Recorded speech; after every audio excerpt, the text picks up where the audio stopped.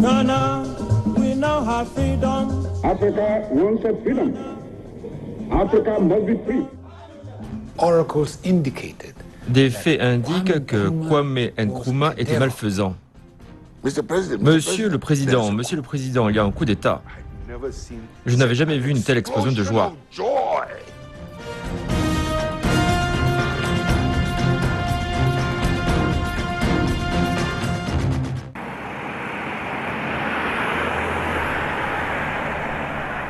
Accra, capitale du Ghana et plus grande ville du pays. Son nom serait dérivé de Nkran, un mot de la langue Akan signifiant fourmi. Pas étonnant d'y voir des hommes et des femmes se bousculer et s'affairer sous le soleil brûlant pour gagner quelques sous. C'est dans ces mêmes rues que marchait un grand homme. Un homme qui a mené la lutte pour la libération du Ghana. Son nom, Kwame Nkrumah.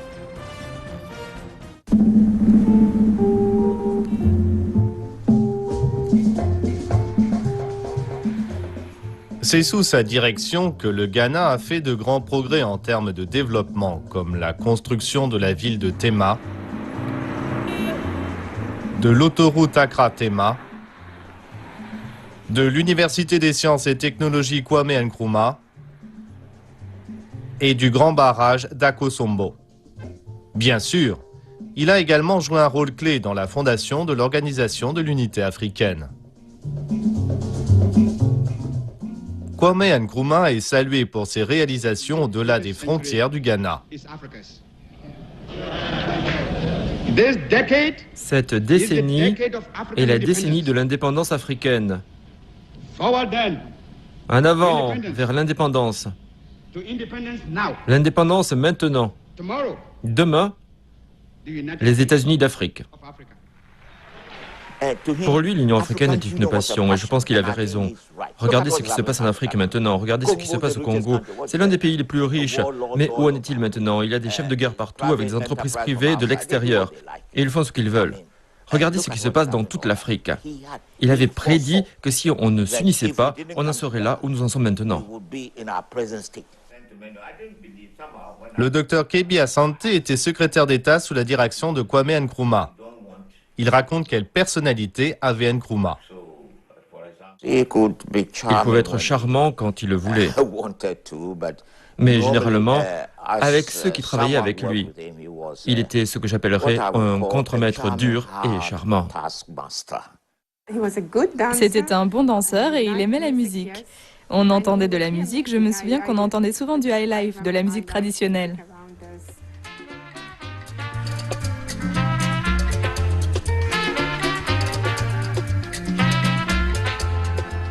Son sourire était contagieux.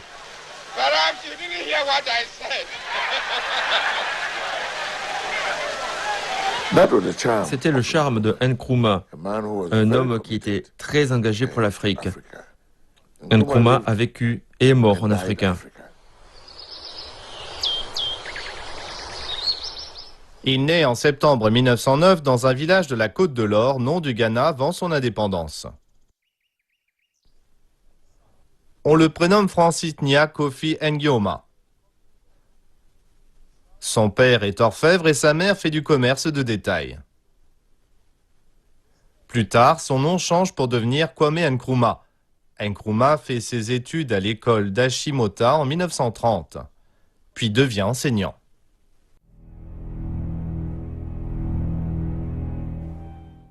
Nkrumah était un être humain très ordinaire. Il était humain comme nous tous. Il est né dans un petit village, un village minuscule dans l'ouest du Ghana. Il a reçu un enseignement catholique. Il est allé à l'école d'Achimota. Au début, il voulait devenir prêtre catholique, mais il a finalement enseigné au lycée d'Achimota, qui était un lycée très prestigieux pendant l'époque coloniale.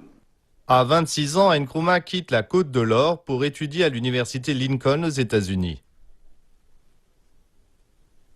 Il lit beaucoup les écrits de Karl Marx et de Marcus Garvey, ce qui fait naître en lui un intérêt pour les idées socialistes. Nkrumah s'est beaucoup inspiré de l'œuvre de Marcus Garvey et les idées de retour en Afrique et de liberté pour les Noirs l'ont beaucoup inspiré également. Il en savait beaucoup sur toutes ces choses. Cela alimentait ses idées sur la conscience panafricaine et un besoin de rallier un large éventail de personnes à ce qu'il voulait faire. Aux États-Unis d'Amérique, il est tombé sur les écrits de George Padmore et d'autres qui étaient dans le mouvement panafricain. Finalement, en 1945, il est allé à Manchester, au Royaume-Uni, où ils ont organisé le 5e congrès panafricain et ils ont décidé d'accélérer la lutte pour la libération de l'Afrique.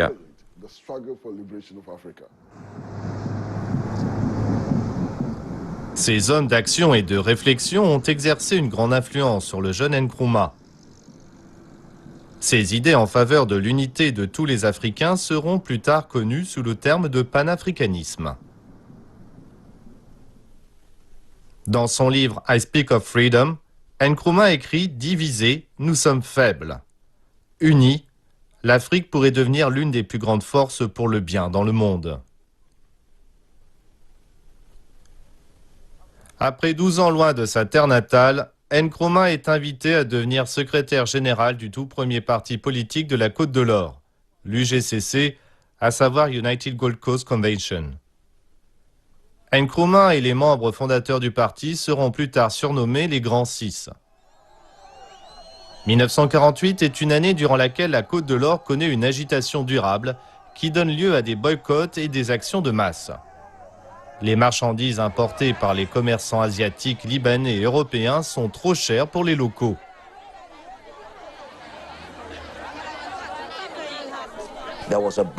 Il y avait un boycott des marchandises britanniques parce que les gens estimaient que l'Association des marchands de l'Afrique de l'Ouest, qui comprenait toutes les entreprises d'expatriés britanniques, avait augmenté les prix bien au-delà de la capacité des Ghanéens. Le gouvernement colonial accuse les dirigeants de l'UGCC de provoquer l'agitation. Par conséquent, Nkrumah et tous les membres de l'UGCC sont arrêtés et emprisonnés à James Fort. Ils sont tenus responsables des pillages et des émeutes.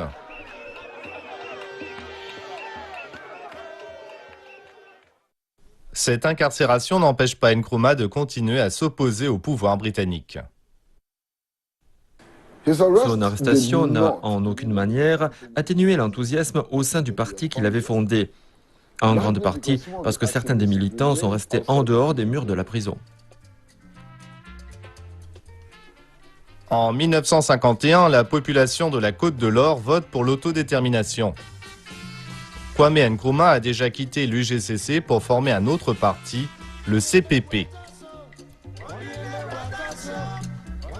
En 1951, le parti qu'il a formé en dehors de l'UGCC, à savoir le Convention People's Party, a remporté une victoire écrasante aux élections générales et il est devenu celui qui dirigeait les affaires gouvernementales, un peu comme le Premier ministre de la Côte de l'Or à cette époque.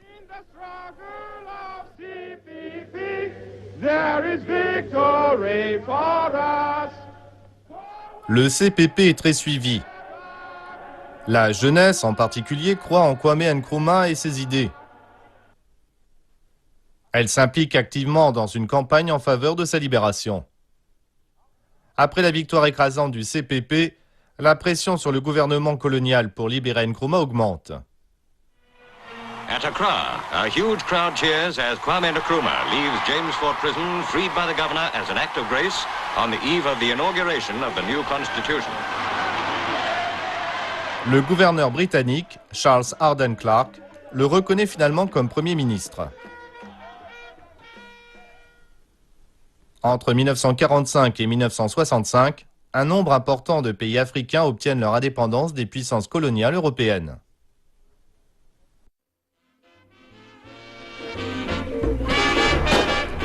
Le 6 mars 1957, le Ghana devient le premier pays subsaharien à accéder à l'indépendance. When the Gold Coast successfully get their independence official, Ghana is the name. Ghana, we wish to proclaim. Nous nous verrons créer notre propre personnalité et identité africaine. Nous nous engageons de nouveau dans la lutte pour émanciper les autres pays d'Afrique. Notre indépendance n'aura de sens que si elle est liée à la libération totale du continent africain.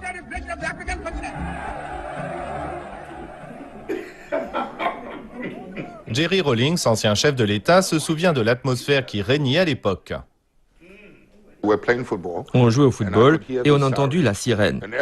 Tous les gens, où qu'ils étaient, se sont arrêtés en entendant la sirène. Mais pas moi, bien sûr. Je courais après le ballon.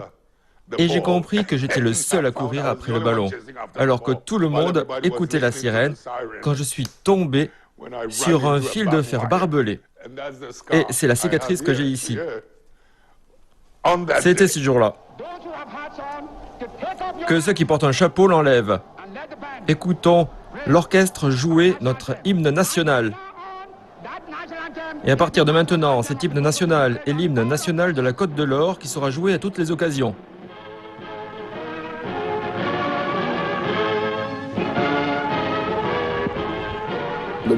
L'ambiance était électrique. Tout le monde voyait l'aube d'un nouveau jour.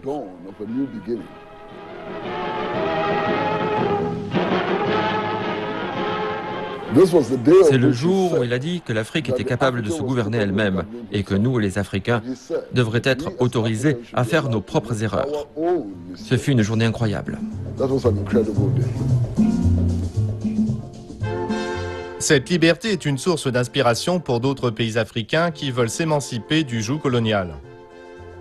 Par conséquent, le Ghana occupe un rôle central dans la lutte contre les impérialistes.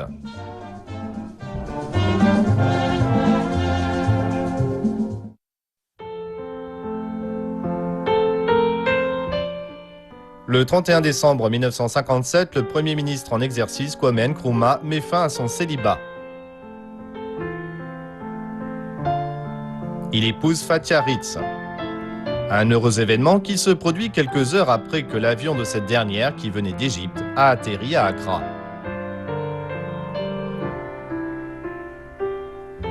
Le mariage en déconcerte plus d'un. Les gens ne comprennent pas pourquoi Kwame Nkrumah a demandé la main d'une Égyptienne. Elle ne parle pas l'anglais, pas plus que lui ne parle l'arabe. Ma mère était une jeune femme issue d'une culture différente.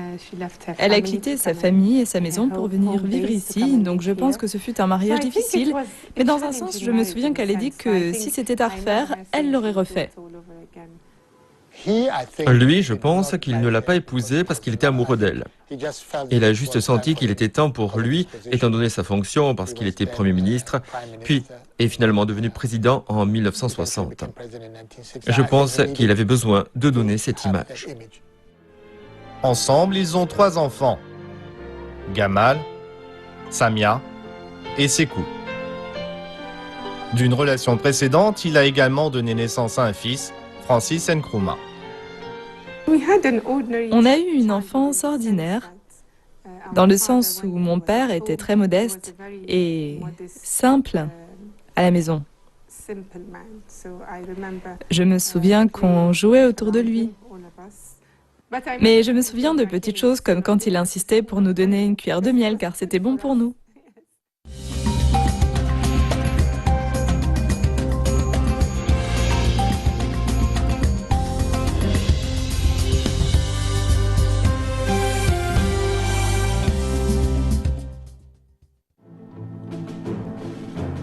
Très vite, le régime de Kwame Nkrumah commence à faire l'objet de critiques.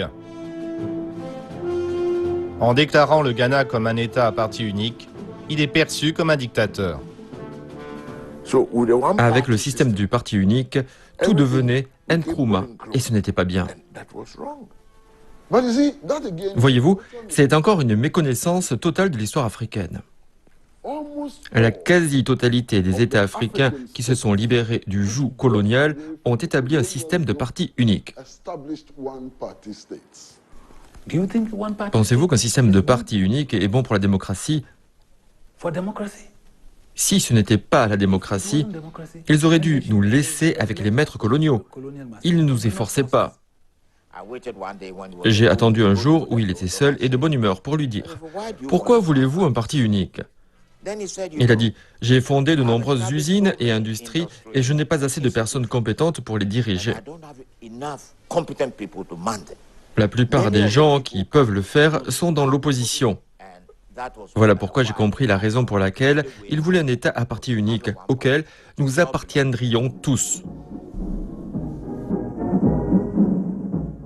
Nkrumah ne s'arrête pas là. Il va plus loin en appliquant la loi sur la détention préventive, qui lui donne le pouvoir d'emprisonner sans procès toute personne qu'il considère comme une menace. Tous ces projets de loi ont été adoptés par le Parlement, même le projet de loi sur la détention préventive. Il ne s'est pas levé un jour en disant « Moi, Kwame Nkrumah, je décrète aujourd'hui cette loi ». Non, il a respecté la procédure. Il a soumis le projet au Parlement et le Parlement a adopté la loi sur la détention préventive. L'élite, à cette époque, était contre ce type de gouvernance dictatoriale. De ce fait, l'opposition contre Kwame Nkrumah s'est accrue.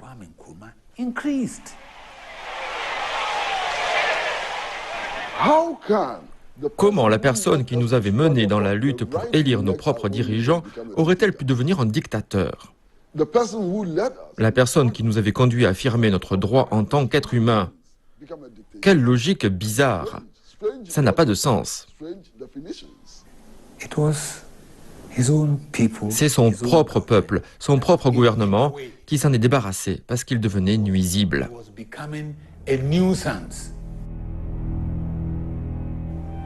Alors que Nkrumah marche dans les jardins de Flagstaff House, la résidence présidentielle d'alors, il est la cible d'une tentative d'assassinat manquée. Un jour, alors qu'il marchait entre sa maison et son bureau, un policier a ouvert le feu sur lui. Qu'était-il censé faire avec ce policier? Lui donner un bouquet de fleurs et l'embrasser sur la joue pour avoir essayé de l'assassiner? Je ne comprends pas ces propos absurdes sur une prétendue dictature.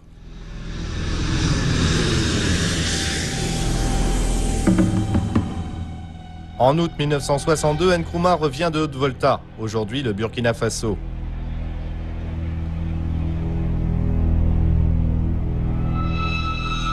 Une écolière doit lui remettre un bouquet dans lequel a été cachée une grenade.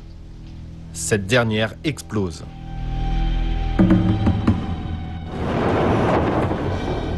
C'est à ce moment-là que la bombe explose. Il était touché. La jeune fille qui lui présentait les fleurs est morte sur le coup.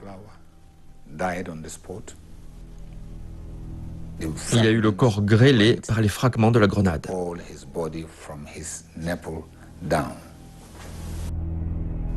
Alhaji Souleymana Yeremia était en prison durant le régime de Kwame Nkrumah. Il a été accusé d'être derrière l'attentat. Ici, au Ghana, si vous parlez de la bombe, on mentionne mon nom.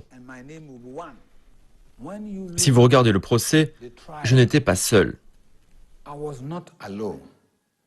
Si cela avait été vous, qu'auriez-vous dit? Auriez-vous endossé la responsabilité? À ce moment-là, c'était une question de vie ou de mort. Lorsque vous me mettez ça sur le dos, je n'accepte pas. Mais tout indique que c'était moi.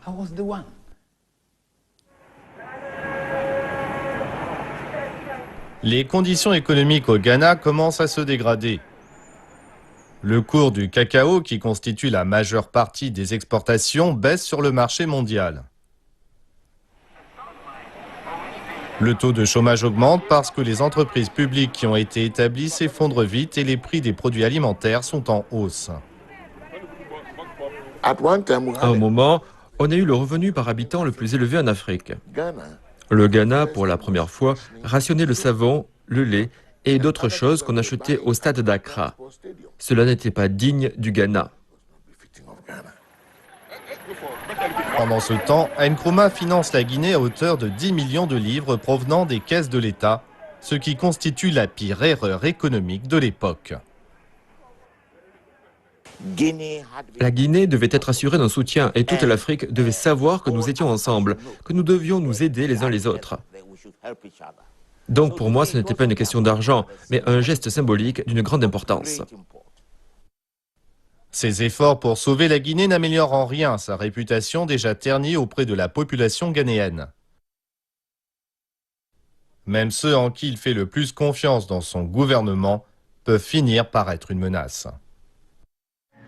Nous ne pouvons en aucun cas permettre les impérialistes et les néocolonialistes de s'acoquiner avec les traîtres qui sont parmi nous et veulent nous éloigner du chemin du droit et du progrès.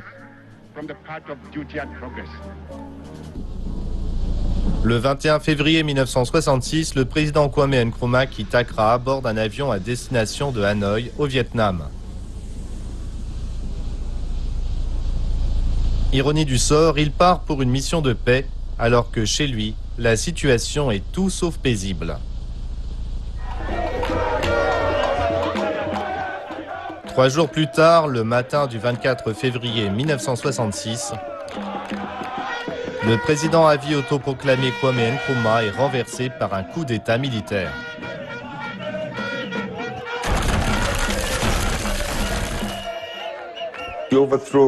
Pour la chute du docteur Kwame Nkrumah, je n'avais jamais vu une telle explosion de joie.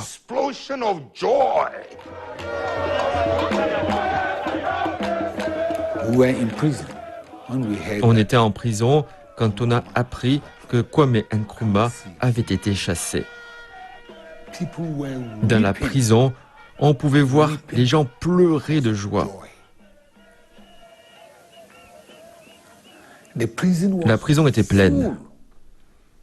Des gens y mouraient. On ne pouvait plus les compter. Mais ils pleuraient quand ils ont entendu que Kwame Nkrumah avait été renversé. On se souvient de tous ces événements. Comme je l'ai dit, j'avais un peu plus de 5 ans. Heureusement, notre père n'était pas en ville. Il était hors du pays et nous nous sommes réveillés au son des coups de feu. En raison de mon âge, je ne savais pas ce qui se passait. Mais on rapporte que je demandais aux soldats qui gardaient le palais présidentiel, à savoir la Flagstaff House, pourquoi ils ne me saluaient pas ce matin-là. Parce que je ne savais pas ce qui se passait, qu'ils renversaient Nkrumah.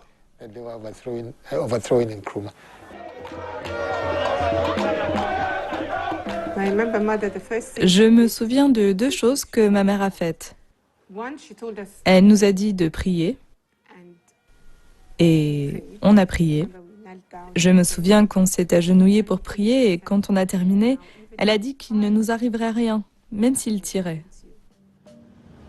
Ghana is passing through a revolutionary period. Les Américains n'aimaient pas Nkrumah à cause du régime qu'il essayait d'établir au Ghana et qui pouvait encourager d'autres États africains à faire de même. Et aussi en raison de l'aide qu'il apportait aux pays africains en faveur de leur indépendance. J'ai entendu que le docteur Kabe Asante parlait de la CIA. Bien sûr, ce n'était pas comme si la CIA avait juste débarqué. Non, peu importe d'où le soutien venait. Le CPP était préparé. Au Ghana, nous avons un proverbe qui dit « Quand un oiseau reste trop longtemps sur un arbre, il invite une pierre ».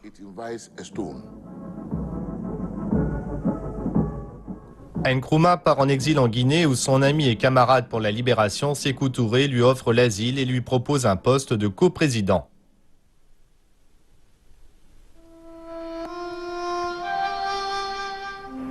En avril 1972, Kwame Nkrumah rend son dernier souffle dans un hôpital de Bucarest en Roumanie. Avant qu'il ne trouve la mort, il avait survécu à 5 tentatives d'assassinat, ce qui est la raison pour laquelle existe l'expression Kwame Nkrumah ne meurt jamais.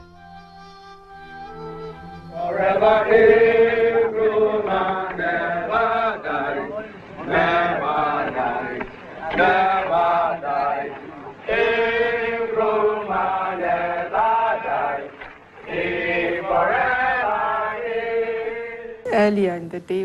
Plus tôt dans la journée, on nous avait dit que notre père allait rentrer à la maison et bien sûr, nous étions enthousiastes et nous avions mis nos plus beaux habits.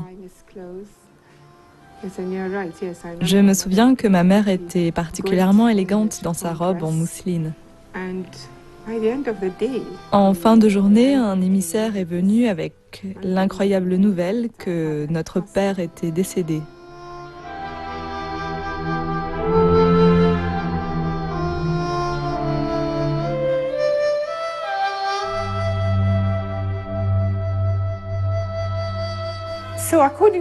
Donc, selon les archives, il est mort d'un cancer.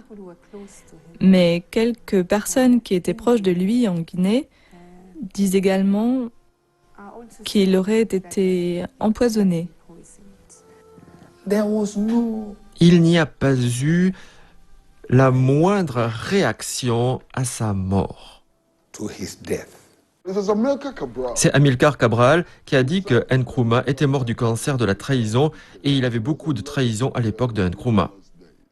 Qu'on ne vienne pas nous affirmer que Nkrumah est mort à cause d'un cancer de la gorge ou d'autres quelconques maladies.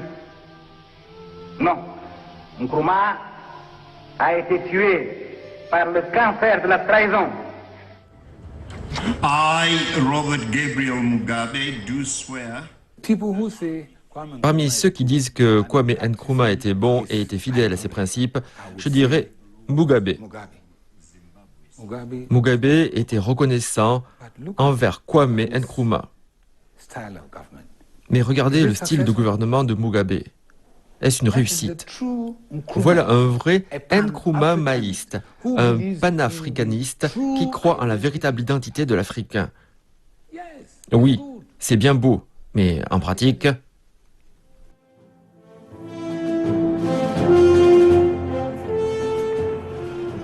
Kwame Nkrumah figure dans les livres d'histoire comme l'instigateur de la lutte pour la libération de l'Afrique. Sa vision en faveur des États-Unis d'Afrique est toujours d'actualité. La réalité, c'est qu'il n'est pas resté. Madiba est parti. Nkrumah est parti. Sékou Touré est parti. Samora Machel est parti. Nasser, en Égypte, est parti. Telle est notre réalité. Notre tâche est de créer un nouveau groupe de dirigeants visionnaires, de dirigeants qui veulent voir l'Afrique libre, de dirigeants qui veulent aider les Africains à avoir davantage confiance en eux-mêmes, dans leur culture, dans la nourriture qu'ils mangent, dans leur façon de s'habiller, de marcher et de parler. De dirigeants qui veulent encourager les Africains à prendre le contrôle de leurs propres ressources. Nous avons besoin de créer ce genre de dirigeants, telle est notre tâche. Je vous ai dit que c'était un homme bien. Nkrumah s'est consacré à la politique. Il aimait la nation, il aimait l'Afrique. Il était marié à l'Afrique. Jusqu'à sa mort, il a donné sa vie à la politique. L'Afrique d'aujourd'hui est l'héritage qu'il a laissé derrière lui.